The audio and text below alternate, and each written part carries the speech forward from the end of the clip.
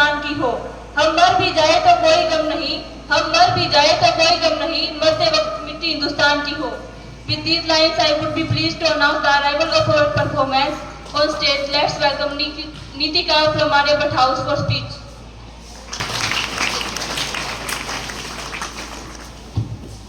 है जिसका सारा इतिहास तप्त जगमग है, वीरता वंश से भरी हुई रग रग है, जिसके इतने बेटे रण जीत चुके हो, शूली क्रीज शोलों से खेल चुके हो, उस वीर जाति को बंदी कौन करेगा, विकराल आग मुट्ठी में कौन भरेगा।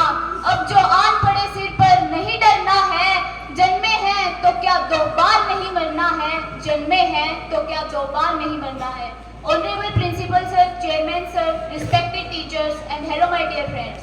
Today I am here to say some lines on Kargil Diwas.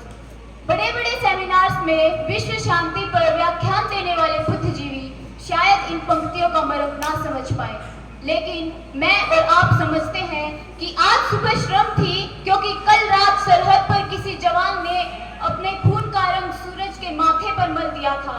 Kargil की बर्फीली चोटियों पर एक एक मिलीग्राम ऑक्सीजन के लिए तरसते हुए भी कुछ योद्धाओं ने अपने हाथों से हथियार नीचे नहीं गिरने दिए, जिसके कारण आज और मैं और आप खुली हवा में सांस ले रहे हैं। जब पाकिस्तानियों का टैंक सरहद लांघ कर अंदर आ गया तो उतार दिया हिंदुस्तानी गोलियों का लोहा उनकी छाती में। ना घबराए ना डरे, बस मारे और मरे।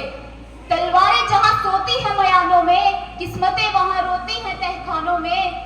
तलवारें जहां सोती है मयानों में, किस्मतें वहां रोती है तहखानों में। शोणित के बदले अश्रुत जहां बहता है, वो देश कभी स्वाधीन नहीं रहता है। हम स्वाधीन हैं क्योंकि 3 मई 1999 से 26 जुलाई 1999 तक हमारे देश के जवानों ने इतना खून बहाया कि भारत माँ का आंचल आज तक लाल है।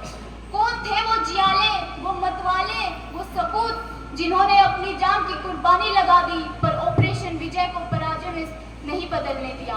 कहानियां तो अनगिनत हैं, पर आज मैं आपको सिर्फ 2 कहानियां बताऊंगी, ऐसे 2 नाम गिनवाऊंगी जो लौटकर घर वापस न आए। कैप्टन सौरभ कालिया। माँ, फौज से मेरी पहली सैलरी आने वाली है। ये कुछ ब्लैंक चेक्स हैं, मैं इन पर साइन करके पोस्टिंग पर वापस जा रहा हूँ। आपको जितने पैसों की जरूरत हो निकलवा लेना। अकाउंट में पहली सैलरी तो आई, लेकिन तब तक कैप्टन कालिया अपनी अंतिम सांस ले चुके थे। कैप्टन कालिया कारगिल युद्ध के पहले शहीद थे, वो पहले हीरो। कारगिल युद्ध की पहली सूचना एक सिविलियन ने दी थी।